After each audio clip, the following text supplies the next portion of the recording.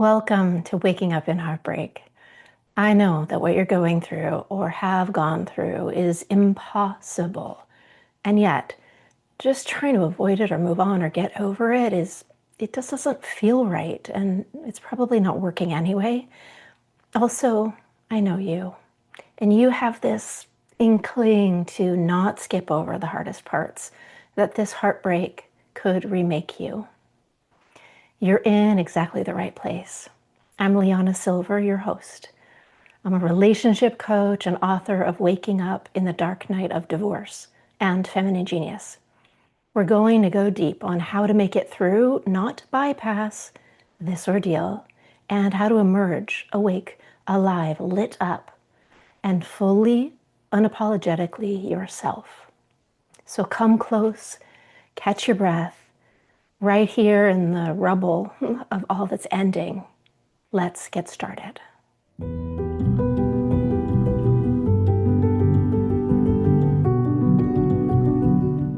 Welcome to the sacred work of falling apart with my guest, Mirabai Starr. This is a deeply personal conversation with a true luminary and also my dear friend about the mysterious grace that sometimes only arrives after everything we thought that would save us has fallen away. Mirabai was my oldest sister's friend first, before she was my friend. All of us growing up in the hippie counterculture of the 1960s and 70s in the mountains of northern New Mexico, just right down the road from one of the oldest interspiritual centers in the United States, the Lama Foundation. It is through Mirabai that I first learned about the dark night of the soul. She not only identified it for me as holy, as a transformational rite of passage, but also offered herself and her story as evidence that we can make it through, make it out alive.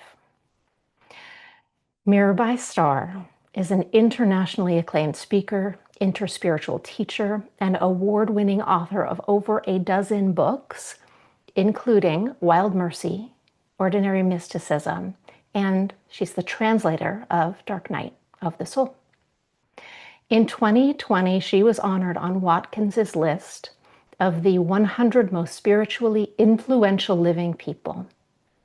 Drawing from 20 years of teaching philosophy and world religions and a lifetime of practice, Mirabai shares her wisdom worldwide on contemplative living, writing a spiritual practice, and the transformational power of grief and loss. It is my true honor to have this conversation with Mirabai. So in this episode, look and listen for what the dark night of the soul actually is and why it's far more than simply going through a hard time. The surprising difference between suffering that breaks us and suffering that transforms us. Mirabai's own extraordinary story of spiritual abuse, divorce, and the death of her daughter, Jenny, and how those experiences reshaped her understanding of the sacred. And what mystics mean when they say that something in us must die before something truer can be reborn. In we go. Hi, Mirabai. Hello, LiYana. Welcome, welcome. Thank you. So before we start, I thought we could, in our mind's eye, together, and anyone who's listening or watching, make an altar and on their place, first of all, anything that is beautiful and meaningful, flowers, a little bird's nest you collected on your walk, and any symbol or picture that for you represents something that has been lost. We're going to talk about dark nights of the soul and loss and grief and transformation. And I'd love to anchor us with holding really sacred, not only what we've lost, but the beauty that we surround that with. And then we can let the light of those beings, those dreams, help light our way.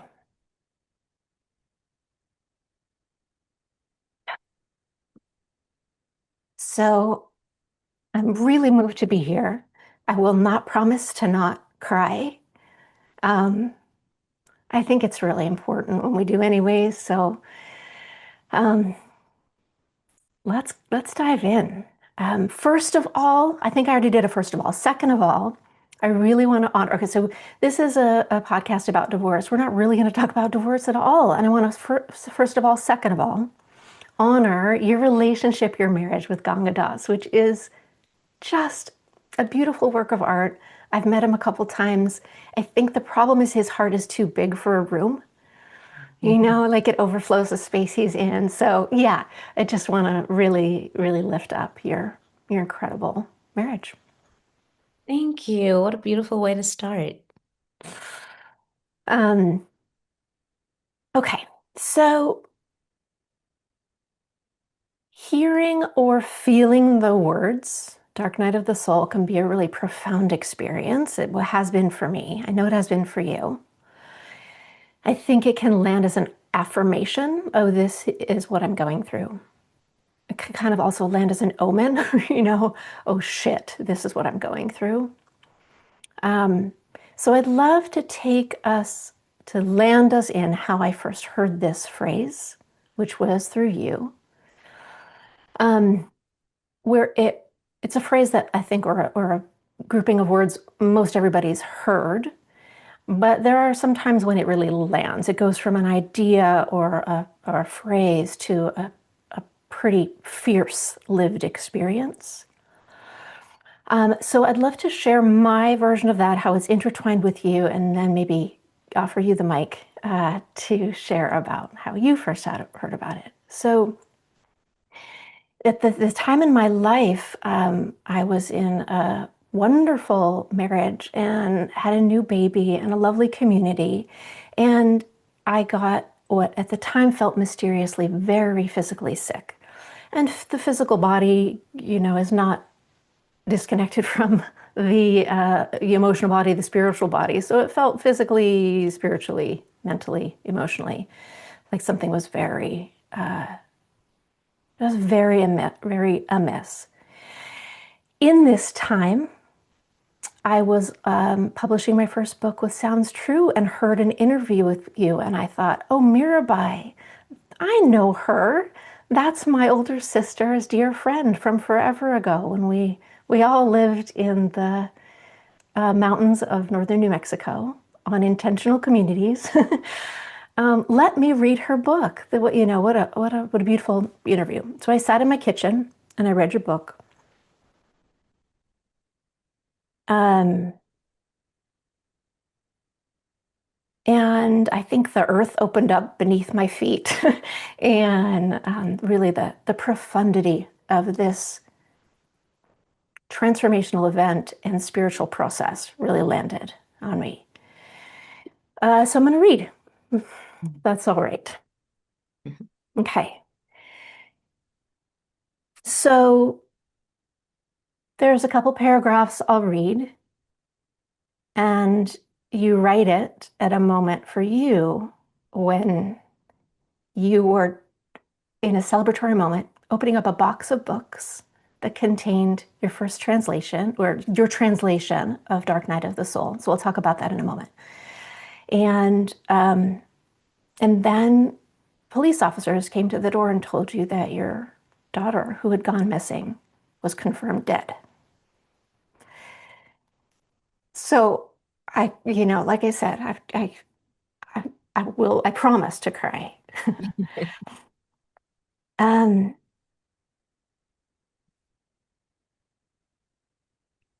so at this moment, you write, in a dark night of the soul, as I had explained in my little book, all the ways you have been accustomed to tasting the sacred dry up and fall away.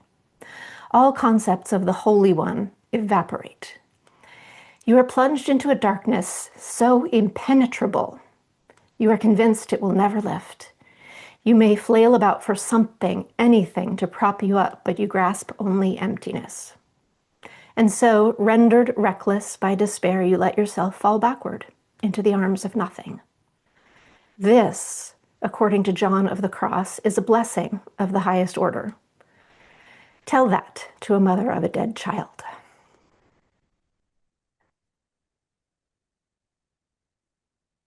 So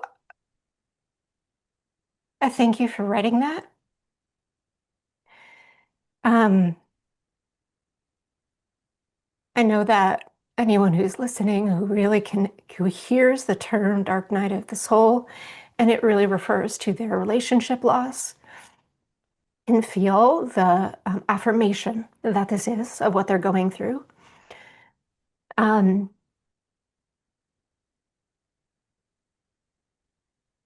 so it has been a deep personal and professional exploration, this terrain that is the dark night. I'll share more about it, but let me ask you, take us to this moment for you when it first landed. I mean, you were studying this for years, and I'd love to know any words you want to share about this sacred terrain. Mm. Thank you, LiYana, for reading that in your voice and sharing your experience of encountering those words. And yes, hearing you read it made me cry, and that's rare. Jenny died 20 something years ago, and I talk about her and write about her a lot. And I usually am pretty composed around speaking about her, or otherwise I'd be just direct because it's such a theme in my work, her, Jenny, and her death and its impact on me. But you penetrated my shield, and I thank you for that. I consider that a gift. So I had a thought just as you were talking about the dark night of the soul and divorce. You when you first told me you were writing a book about this, connecting divorce with Dark Night of the Soul, it just made immediate sense to me. It is one of those deepest, darkest nights when we cannot know. We can't see our hand in front of our face sometimes, and we can only let ourselves down into that nothing.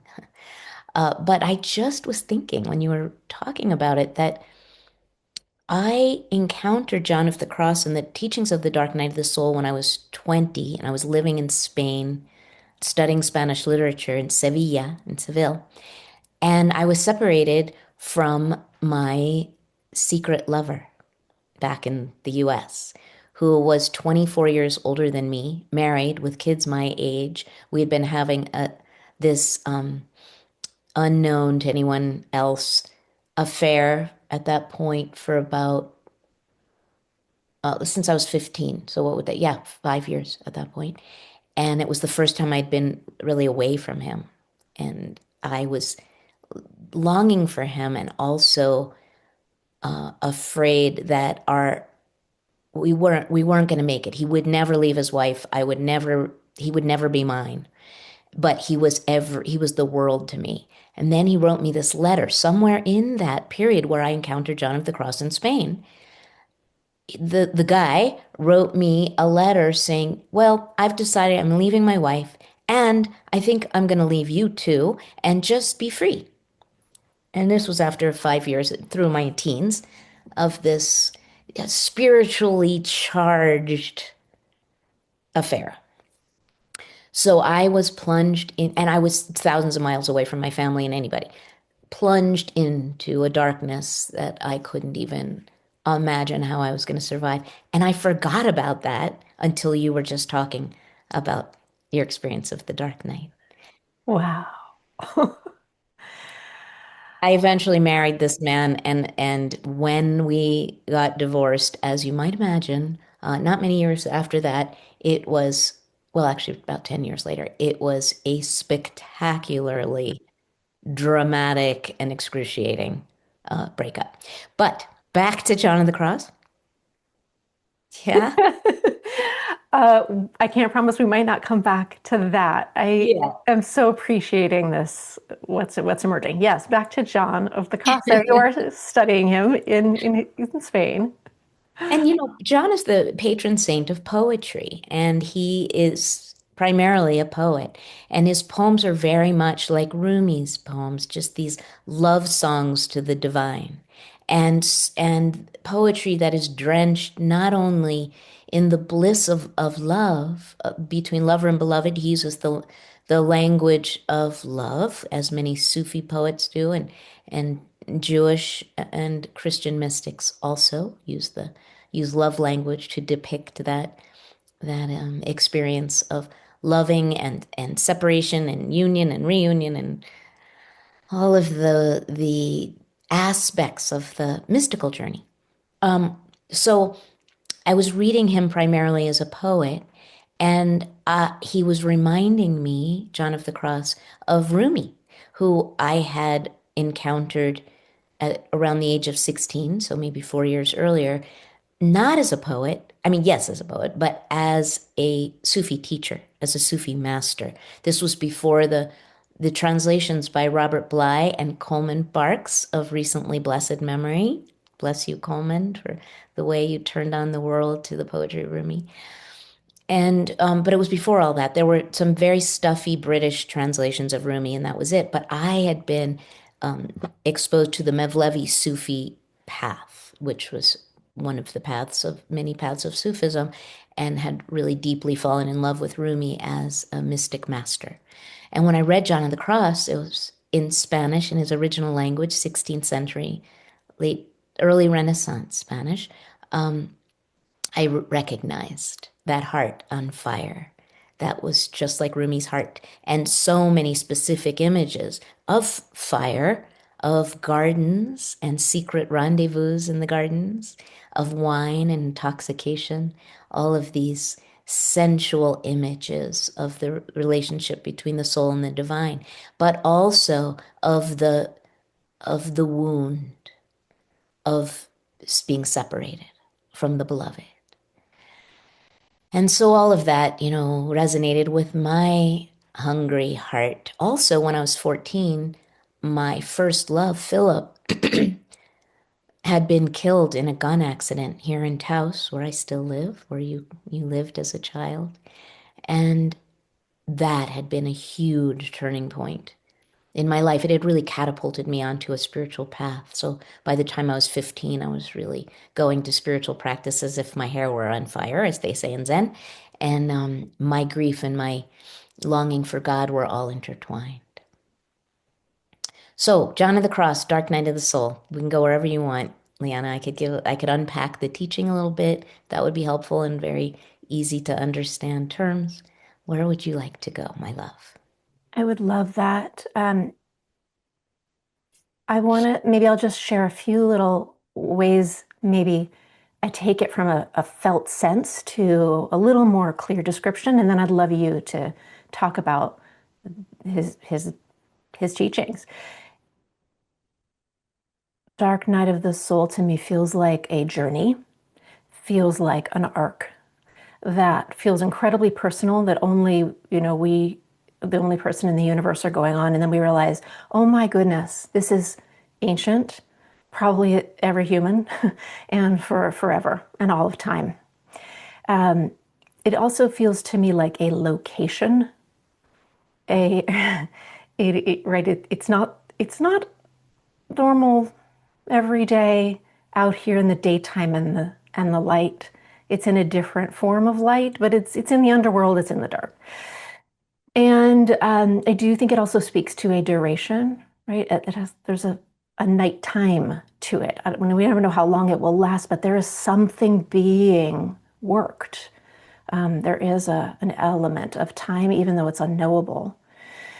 But I also here and there, the dark night of the soul, or maybe the dark itself is in itself this energy, a tour guide, in fact,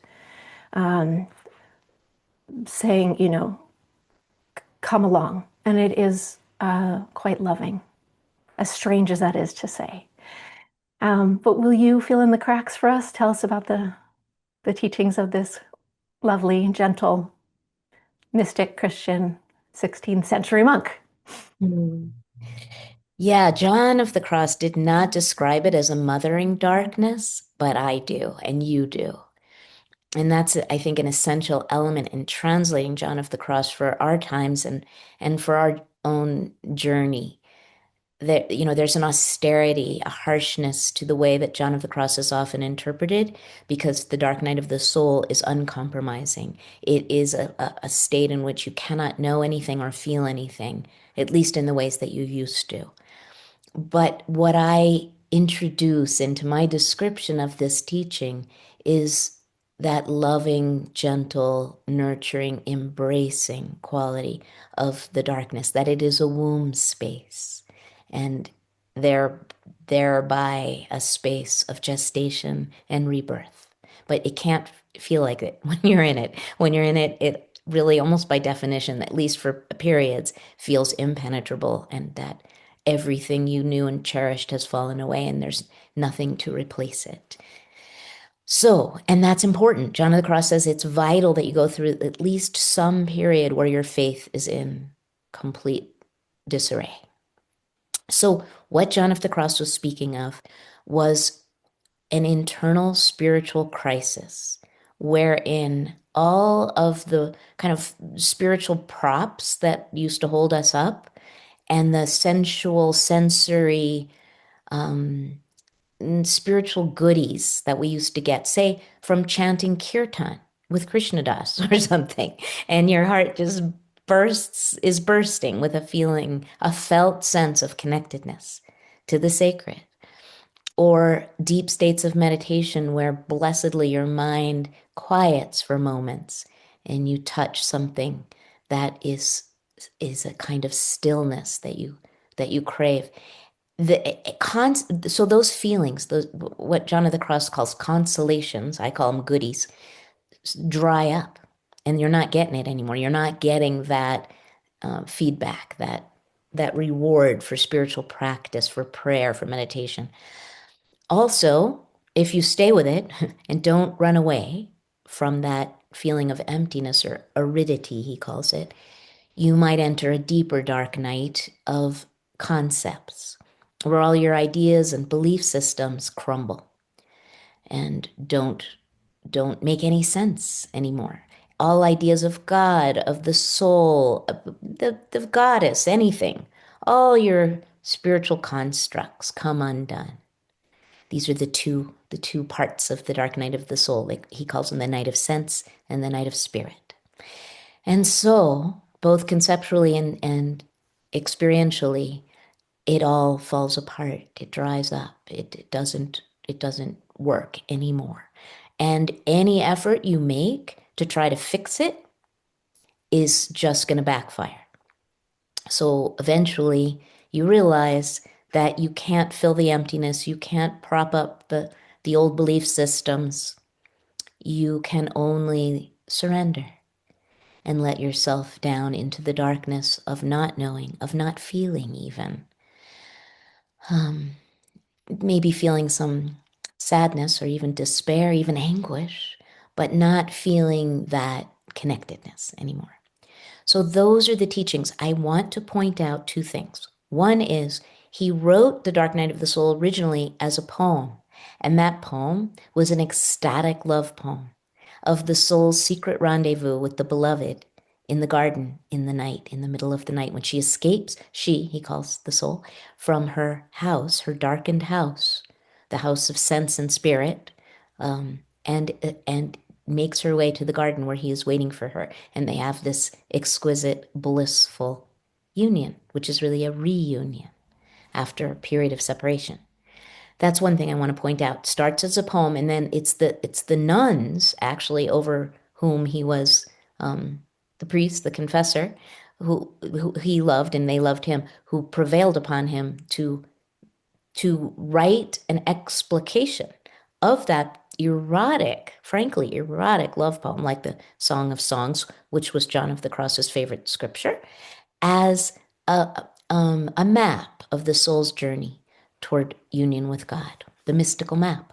And so he wrote a long prose commentary. So I translated the poem and then I translated the prose commentary, trying to make it as accessible and fresh as possible for Christians or non-Christians alike. I happen to be a non-Christian, but a lover of Christianity and Christ. So that's one thing I want to point out.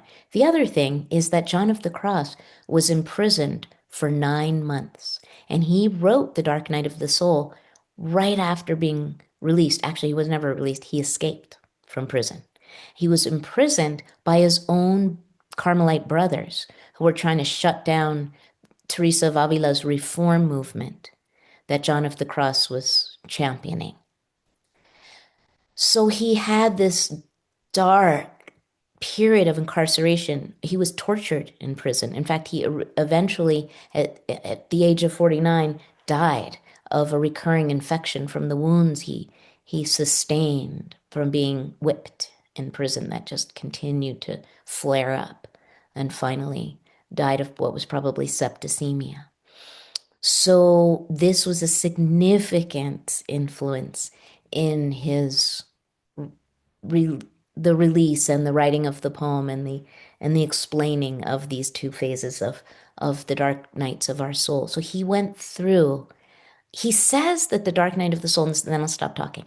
He says the dark night of the soul is a private, personal, inner experience that is not connected necessarily with anything external, any external experiences or circumstances.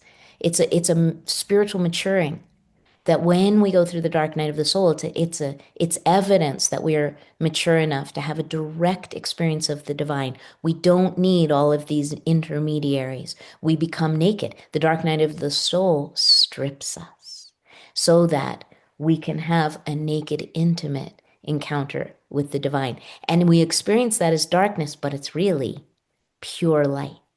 When all the filters are taken away, we have a direct encounter with the divine, and it's blinding. That light is blinding, and it takes a while to get used to it. But he himself had a very particular experience of harrowing loss and suffering. And it is not a coinky dink that poem, that ecstatic, erotic love poem, came out of that experience of feeling abandoned. He felt utterly abandoned. Mm, thank you. Mm.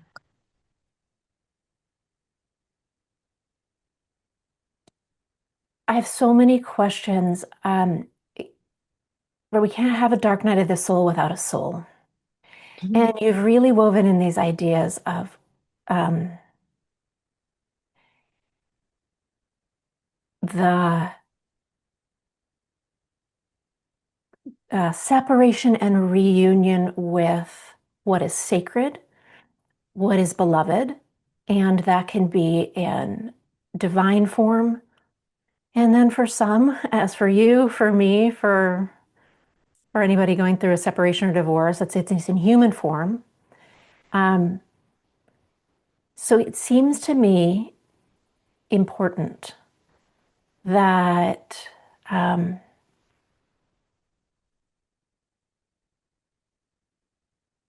he didn't call it a dark night of the mind. But there's something about the word soul that is really deeply connected to the body and interconnection and reunion and sensuality. And in almost paradox, sits like a paradox, but it fits, right, with this aridity and this shedding of everything, that feeling really forsaken, abandoned. Anything to say about the soul and its yeah, its peace in all of this? Yeah, that's a beautiful question, LiYana. I think that John of the Cross even writes somewhere about the difference between spirit and soul. And the soul is embodied. It's intimately entwined with our embodied experience, with our senses, with our desires, with our emotions, with our personalities. And and so I'm really glad that you're naming that is the key here. So the key is not having a spiritual belief system, even including any notion of a personified deity, not necessary here in order to connect with the depth and power transformational power of these teachings. It is, though, uh, helpful to accept the possibility of soul, of that bridge between our particular experience in this lifetime and all our relationships and our addictions and all of the things that come with this fleeting incarnation of ours. The bridge is the soul between that and a vastness, a mystery that is permeated by love. So I call it the sacred. Sometimes I call it the beloved, which sounds personified, but I'm just borrowing the language of love to um, to put some kind of shape around that which is vast and unshapable, cannot be manipulated by my mind. And that soul bridge is what is at stake here in this dark night. So whether it's a dark night that is just a natural kind of ripening of your inner life after years of being on a spiritual path of some sort, or it is something you've been plunged into through a terrible loss or a harrowing experience. I mean, you talk about this in your book, LiYana, that whether you chose to end your relationship or somebody else chose to end it, either way, it's excruciating, and it requires that you become unmade, unraveled.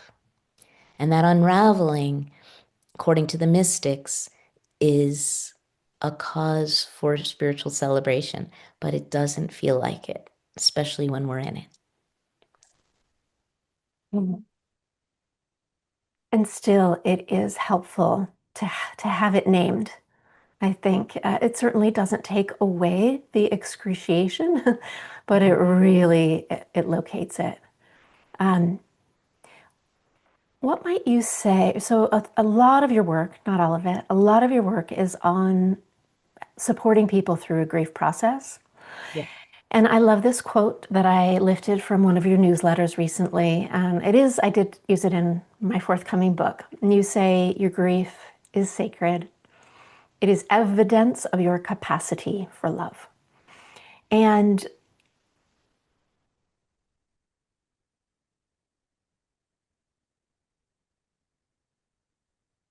anything to say about this? On one hand, grief feels like the absence of love. But actually, we know that it would not exist. It wouldn't come up. It is the evidence of what we had our whole hearts in. So certainly anything else you would say about grief and its marriage to love, and what is helpful as you support people through a grief process? The most important thing I feel of all is authenticity. That you, as a bereaved person, get to feel what you feel. And any ideas that someone else or even yourself might have had or foisted upon you about what you're supposed to be feeling. Like, for instance, if you're the one who ended the relationship, why should you be sad? Or he was such an asshole anyway, you're lucky to be rid of him. So what are you so why are you so upset? I mean, my divorce from the charlatan spiritual teacher that I accidentally married was the one of the most painful things I've ever experienced, even though I couldn't get away from him fast enough. And partly it was painful because he tortured me through the separation and divorce. He made me suffer as much as he possibly could. And that was astonishing to me that this person who loved me so much, who I loved so much, would want to inflict such pain. And I know some of you who are listening are going, yep, that is me too. Just astonished that my best friend turned out to be my greatest tormentor. Whatever it may be, the idea, your opinions on the matter are kind of irrelevant. Certainly other people's opinions about what you should be feeling. So what I encourage grieving people to do is to be true to whatever is arising, to not judge your feelings as being not fitting the shape of what you thought that this experience was supposed to look like. And writing for me is salvation. I was always a journaler, but through my deepest, darkest time, starting as a teenager, writing saved me. And when my daughter died, the writing that saved me ended up helping other people too, ultimately, because I ended up writing a memoir that drew upon those writings that I did through my deepest, darkest hours of mourning, but also was a fresh. I didn't use my journals for the memoir, but having done all that writing was what enabled me to reconnect with my true self and my like that piece you read, that little passage you read, LiYana. As I heard you read it, I remembered how radical it felt to tell that to the mother of a dead child, because I had been upholding and uplifting these teachings of John of the Cross for years at that point. I was the new voice of John of the Cross in English in the 20th century or the 21st century, actually, beginning of the 21st century. And so, how dare I like challenge him in that passage? But it felt so good to do it. It felt good to hear you reminding me that I had done that. I rebelled against all that mystical shit. And I told the truth, which was like, whatever. Dark night, schmark night. I can't take the next breath without my baby. Yeah. So being true to yourself is the key, and writing that truth down for yourself is incredibly helpful practice.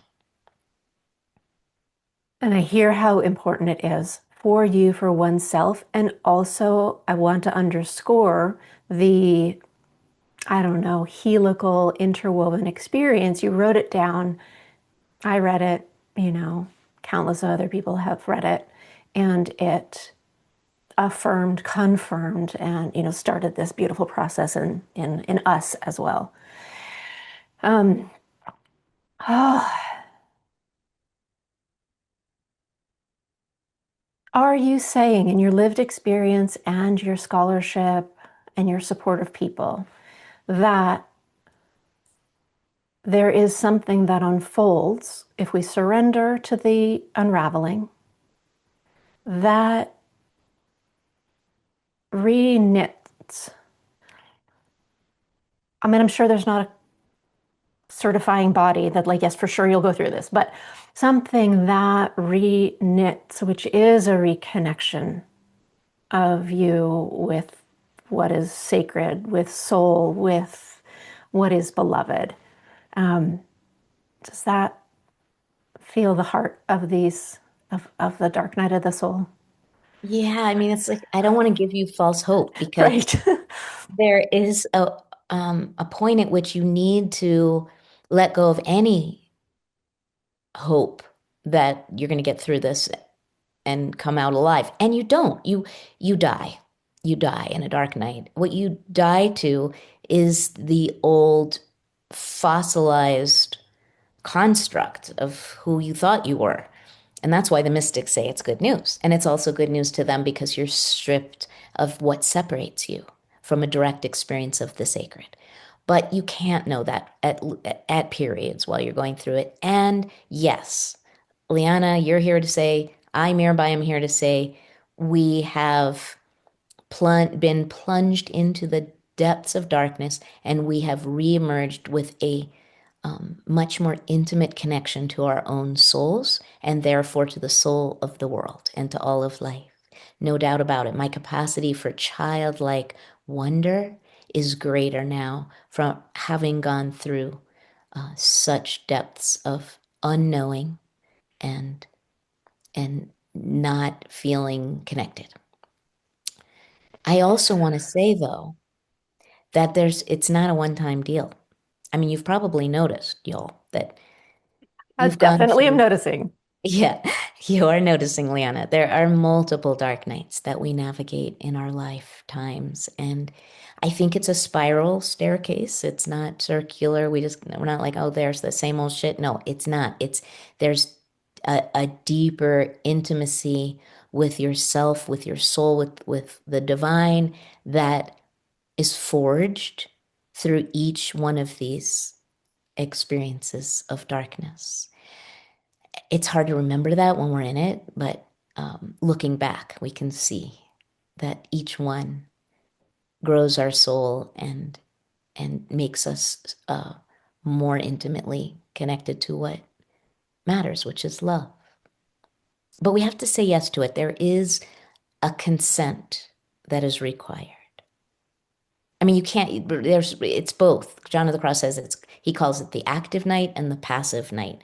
The active night is you cultivate spiritual practice. You show up, you don't turn away, you allow yourself to be in the difficult passages. The passive part is, he calls grace, where there's nothing you can do about it anyway. All you can do is quietly assent, assent to the descent. Oh man, a woman. Two last questions. We do these word of the year, kind of thing. And it took me a while. What are we? We're 2 months into the year. And I was rereading a book called Tiny Beautiful Things by the author Cheryl Strayed. It's really lovely. And One of my favorite books. yeah. And by the way, for all who are listening, watching, I'm not going to list all your books, Mirabai, because that would be a very long list. I'm going to list, the page for all your books where they're listed. You have over a dozen. But I'll also list, any book we talked about, including, I'll show a cover too of what I read from, which is Caravan of No Despair. Which is now out in audio, by the way. Awesome. Really nice. Really nice. You read it. Yes. I so appreciate that, you've got direct transmission through your voice and your being. So thank you for that. So my word of the year is 3 words, tiny, beautiful things. And it feels like an antidote to big, very, very bad things, collectively, personally. Are there a few big or tiny joys or beautiful things that are buoying your soul at this moment? Mm. Yes, I'm writing a new book, and that's my happy place. This book is on grief as a spiritual path, and it will be published by Simon and Schuster, coming out in September of 2027. But I'm still writing, and I am in that cave space of creativity, and it takes a toll. I'm exhausted, but I also am on fire, and I really love writing. The other thing is I'm in the grandmother phase of life. So we have a new crop of grandchildren and 2 little girls, especially one's 4 and one's 8. And they spend a lot of time with us. And when they're with us, individually or together, everything else stops. My to-do list, maybe like yours, is through the roof. It's so tall, and I never get it done. I feel very burdened by the busyness of my life. I think many of us do.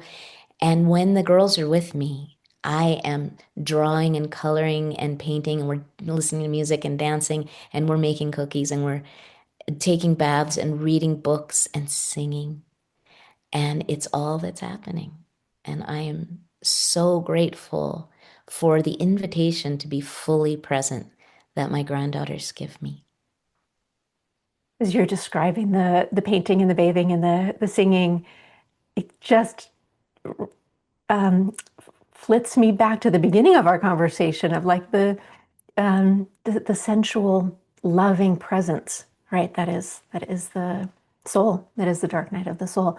This is not, you're having a very joyful, connected experience, but the life affirming quality of it rings true to me.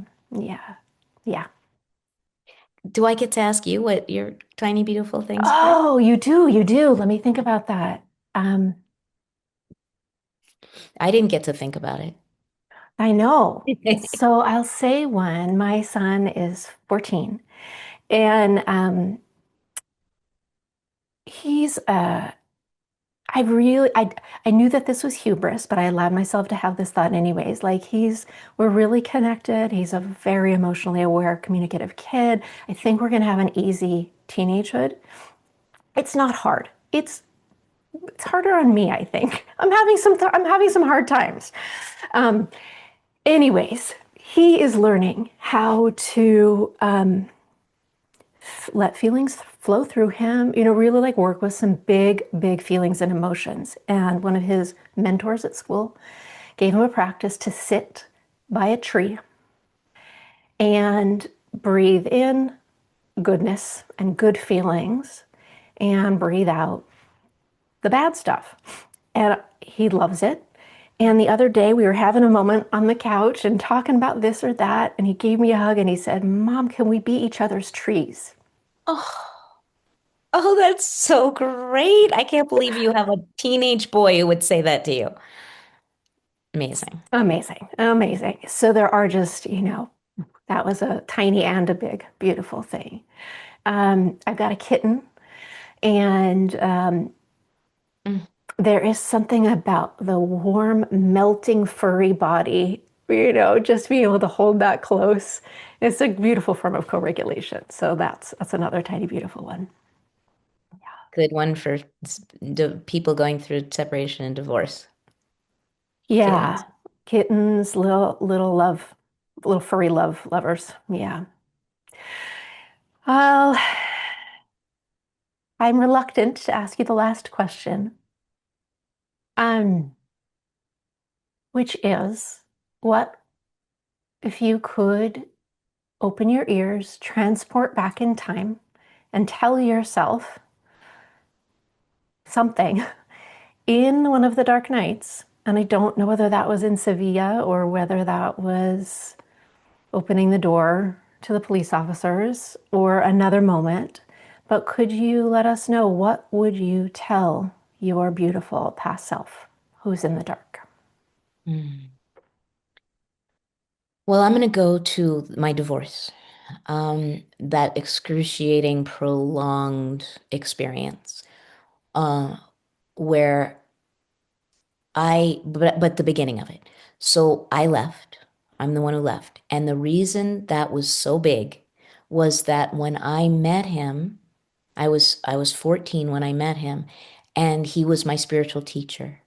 And he, at a certain point, about a year in, convinced me that we needed to have a sexual relationship, even though I was a virgin, because that our sexual union was going to create the kind of shifting of the consciousness of the planet and basically usher in the new age.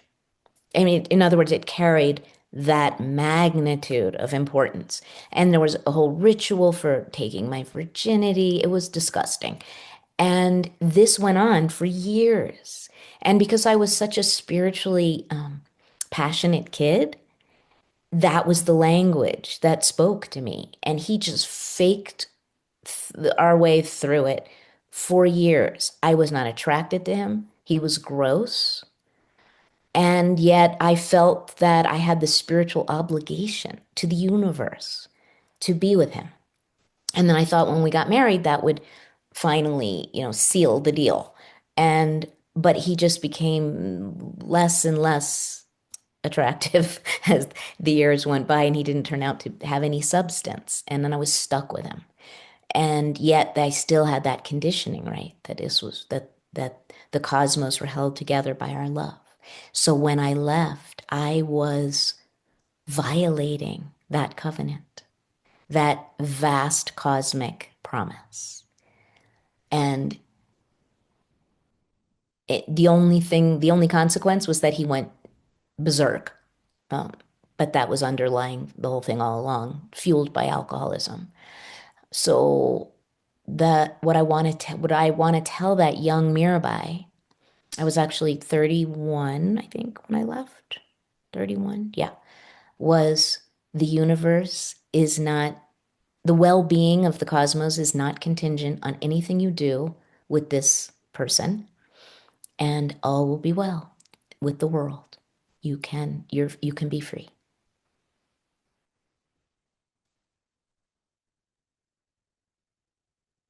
Mm. I'm sure that not everybody could relate to the to that, but maybe you have your own version of the cosmic significance of your relationship. Yes, and the holding together of the family or the well-being of your partner or the institution of marriage or relationship or that really rests on your shoulders, and you are giving clear insight, like this is bigger than you, like be free. Yeah. Oh, thank you. You're welcome. Thank you. And I'm really appreciating putting all of these past versions of you, in the space on our altar together and connecting us all with love and appreciation. Thank you, LiYana. And I appreciate the opportunity to talk about things I very rarely, if ever, talk about, that I how important they are in my story. Yeah. And I didn't know we would get to talk about it. It seemed like, yeah, yeah. So thank you for the kismet and for the real like tender edge that you walked with me today. You make it easy. Your heart is so welcoming and so wise. Thank you. I'm gonna say sister, even though you're like friend of sister removed, but Mm. thank you so much for your wisdom, your life's work, and our friendship. Thank you. Thank you too, LiYana. Before we part ways, my newest book is now available for pre-order. Waking Up in the Dark Night of Divorce: The Radical Road Through Breaking, Awakening, and Self-Reclamation is out October 20th, 2026, but you can order it now and get two beautiful book bonuses. The first is a workbook that takes all the practices from the book. It's designed beautifully. It gives you extra space to draw, write, and doodle as you wish. The second is a book club with me over 3 weeks, where I'll read from the book, we'll do practices together, we'll discuss, do Q&A, etc. You can pre-order at lianasilver.com/wakingup. Thank you for being here with me. This radical road is not the easy road, but it's the true road. It's the transformative road, and I am glad to be walking it with you. I'll see you in the next episode.